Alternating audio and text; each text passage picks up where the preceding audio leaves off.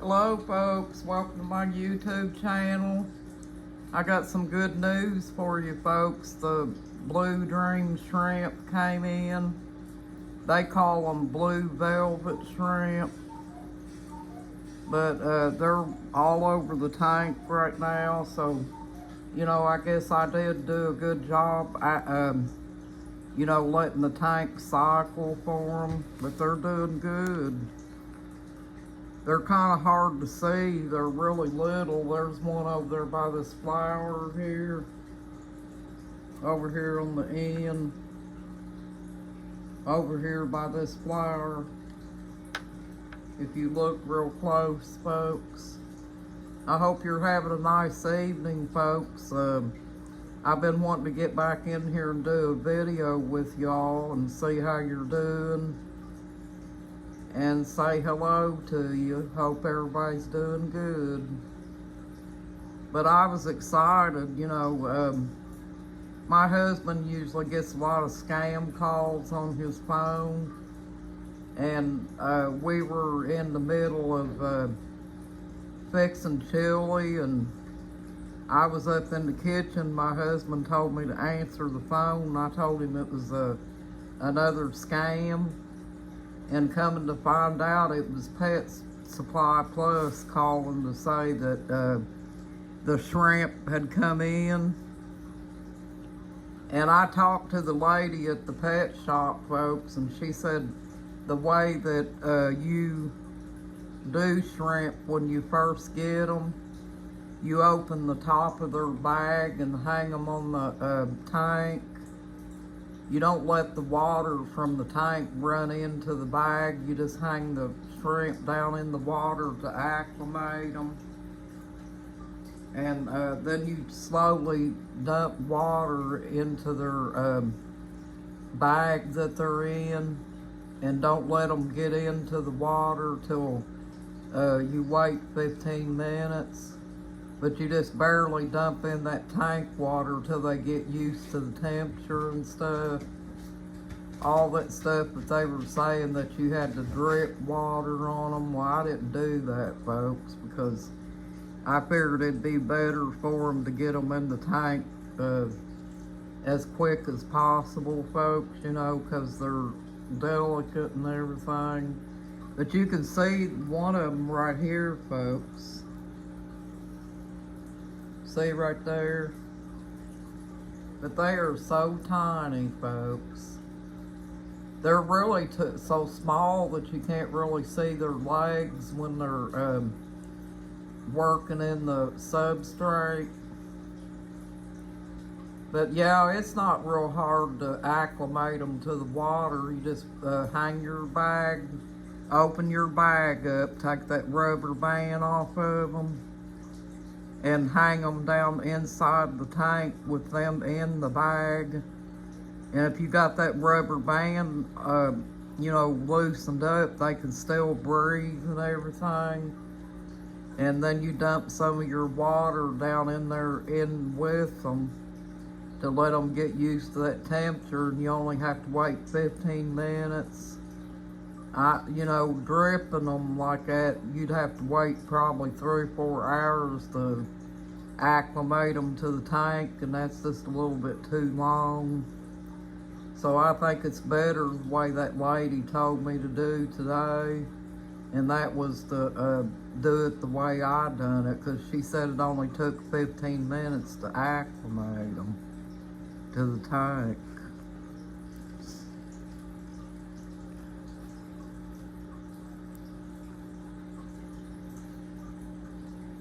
But there's one right there close to the glass, folks. See it? And I got them a little algae tablet down in there to eat.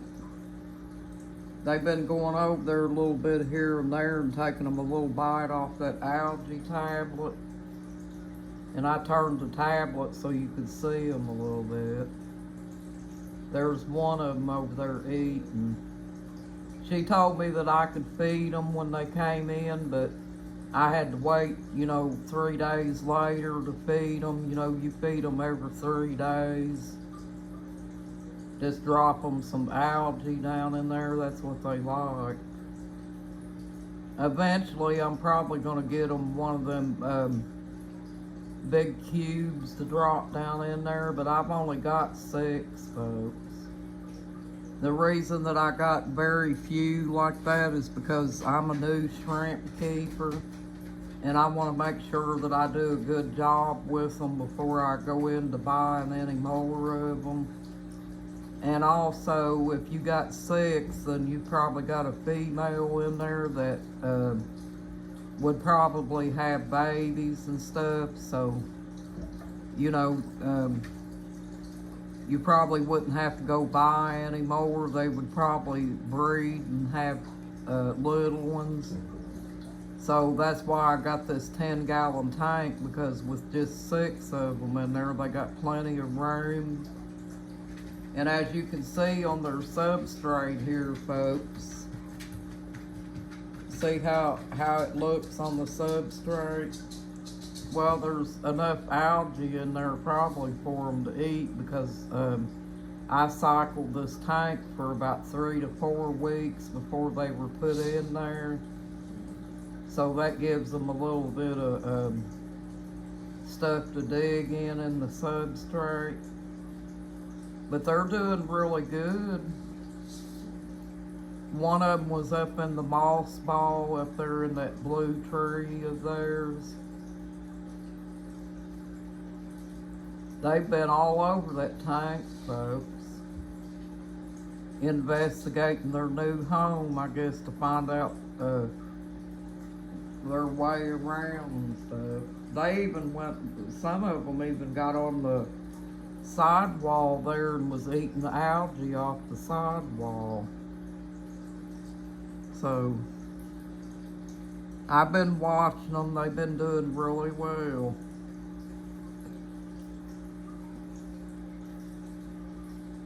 But I wanted to share that with you folks, because I told you when they came in that we'd get on here and y'all could see them and stuff, but they're so little, folks.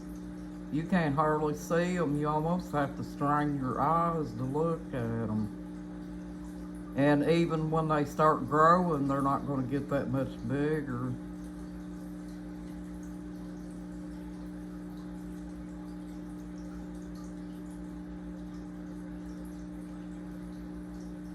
There's one over there next to that flower again in the back. If you just keep an eye out, you'll see it moving back there. They just been going around picking at stuff, and a couple of them's already climbed up in that tree, blue tree there.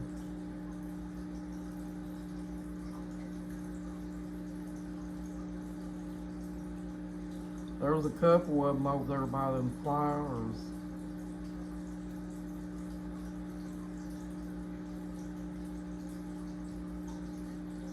And I had to hurry up and put the air pump in there for them, you know, because I didn't have it in there yet. I wasn't expecting them till Friday, so that's the reason I didn't have it set up. I was going to wait till, you know, Friday to do it. But they texted today and said that they'd come in, so while my husband was over there picking them up, I set up the air tank for them.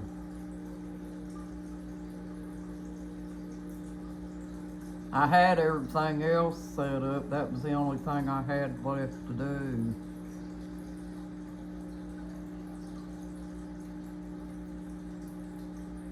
They've eaten a little bit off their algae tablet.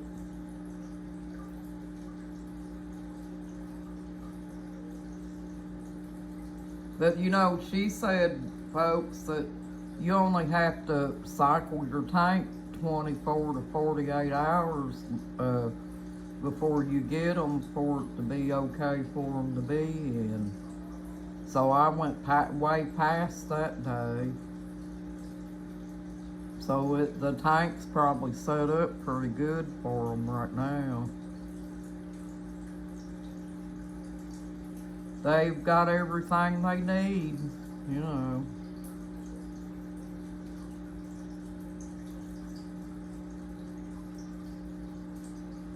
My husband went over there this evening and picked them up.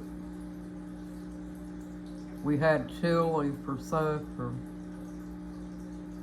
My husband cooked the chili. He always cooks the chili. It turned out real good too. So I got full, my stomach's full from eating. Chili goes good on a day like today too, 'cause it's cold outside. Can you believe that we're getting snow today, folks? They're saying that it's cold out and it's gonna snow. But I don't know about you all, but I think we're right here at the end of winter time. I could be wrong, but there's so many things that's showing signs of spring. You know, like one day I seen a bunch of geese fly over, like they were coming back, you know, and then my geese has been trying to breed and have babies. Plus the ducks out there, they're acting like they're wanting to have hatched ducklings. So yeah, there's several signs of it, folks. And then I think also, I was looking at the trees and the trees looked like they were budding. And so, you know, you just look for little signs like that and it'll tell you also. And that's what I go by, you know. The way I've always looked at it, you know, around February, things always start to change, you know, as far as spring coming up. And we're going to have a lot of things to do, folks. We got to prep for our gardens and, you know, probably have, whoever's got chickens, they probably have baby chickens and, you know, just all kinds of stuff, folks. And then I've got to get my chicks' pens cleaned out, you know. But I told my husband I'm not going to try to get anything done until I make sure all this cold weather is past. Because I want to make sure the birds has got plenty of bedding when it's cold. But I tell you, those two chicks that I got down below, folks, they've been hanging out. We got an old heater down there that they're not using. They've been hanging out on that heater and stuff.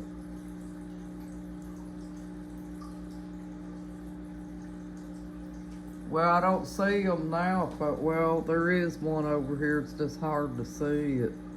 One's right over here. Right over there by the flowers. See them? They're just so hard to see. You gotta strain your eyes to see them. But I think those are little young ones, folks. So yeah, they are gonna be a lot littler, you know. But I promised you all I'd come in here and share them with you, and we'd do the best we could to see them. I had to get a pair of those, what do you call them things? Bifocal things to look at them. That's how hard they are to see. You just look for a little blue thing moving around in there. You can't really see their little feet when they get down in the substrate and things, but you can watch them swim around the tank and stuff. And then there's one over here by that rock where that Java plant's at. See it over there? And one was up in that Java moss ball up here that I've got in the tree. There was one up there earlier. But yeah. But I don't know if it's the same thing or not, folks, but they call them blue velvet shrimp. I'm sure it's probably the same thing. It's probably because they're real dark. It's the real dark blue of them. But if you watch, you'll see that one moving right there. Right in there.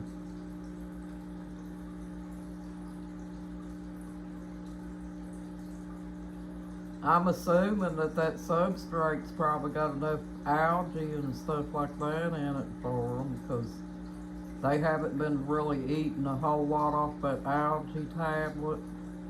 But I leave it in there because I want to make sure, being that you can't feed them but every couple of days or so, I want to make sure that they get whatever they want off that algae tablet, you know, just in case there ain't enough to supply them.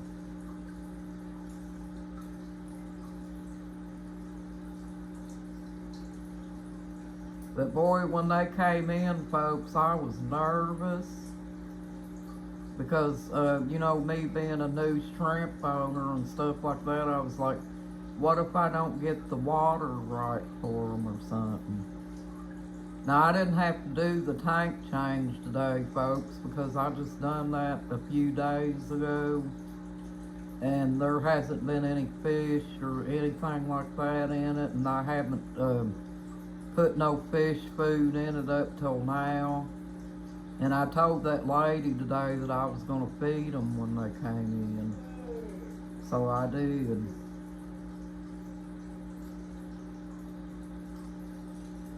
But yeah, it's probably going to be fun. They need to get a little bit bigger so you can see them, folks. But it's still fun just, you know, knowing that you can take care of them. And the lady at the pet shop said they are easy to take care of. It just, I think the hardest part is when you first get them. You got to hang that bag on the side of the tank and open it up and leave them in the water that they're in, you know, already in, that they send them with, and then hang them on the back of the tank with the bag open, and don't let them get out for 15 minutes. You keep them in the bag for about 15 minutes, and then you can turn them loose.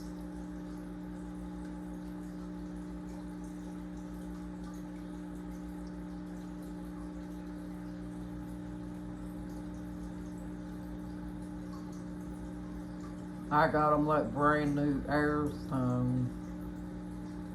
And later on, I got it, when I get time, I gotta fix it to where it don't stick out like that.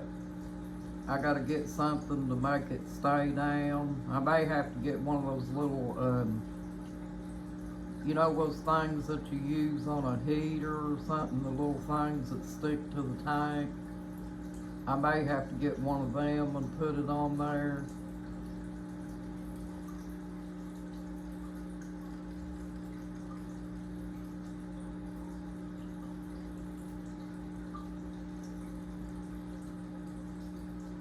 But keep looking, folks, you might see one.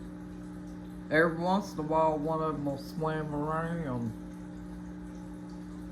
They've been all over that tank. I guess they're trying to, you know, see where all they're going to be living at, you know.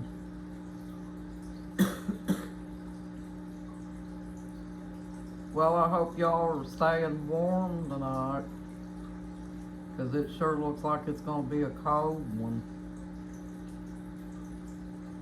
Look, there's one up in the top of the Java plant, folks, over in the corner. You may not be able to see it, but I turned it for you. There, he's in the very top. Can you see him up there?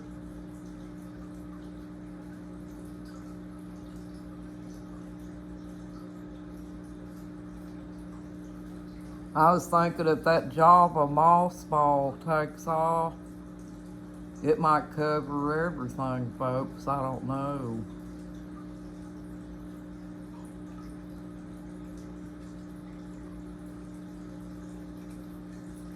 as you can see, it's really green, and I just took it and hung it up there for them to have something to hide in, you know, when they get up there.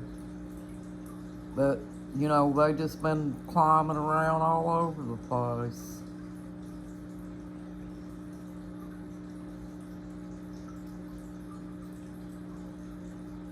You just can't feed them too much, folks. You know, like you feed them every 3 or 4 days, you know. And just make sure they got plenty of algae in their tank. You know, cycle your tank and get it where it's got algae and stuff.